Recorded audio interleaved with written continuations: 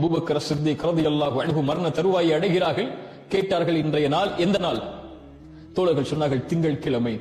இது அல்லாஹ்வுடைய தூதருக்கு, என் நண்பருக்கு விருப்பமான நாள். இந்த நாளில் தான் அவர்கள் மரணித்திருக்கிறார்கள். நான் மரணித்து விட்டால் இந்த நாளை கடக்க செய்து விடாதீர்கள். நான் இந்த நாளிலேயே மரணித்து அடக்கம் செய்யப்பட வேண்டும் என்று ஆசைப்படுகிறேன். இந்த அபூபக்கர் எங்கே?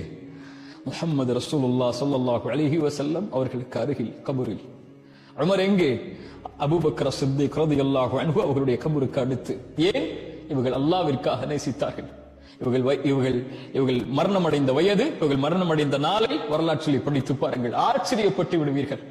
அல்லாஹ்விற்காக நேசித்தவர்களை அல்லாஹ்விற்காக அல்லாஹ் நாளை மறுமையில் ஒன்று சேர்ப்பான். இது பெரிய அதிசயம். இதை நாளை மறுமையில் நாம் பார்ப்போம். கவலை கொள்ளாதீர்கள். உலகத்தில் ஏற்படக்கூடிய பிரிவுகள், மரணத்தை நினைத்து அல்லாஹ்விற்காக நேசித்தால் அல்லாஹ் அவர்களை மறுமையில் ஒன்று சேர்ப்பான். அதைவிட அல்லாஹ் அவர்களை நேசிப்பான்.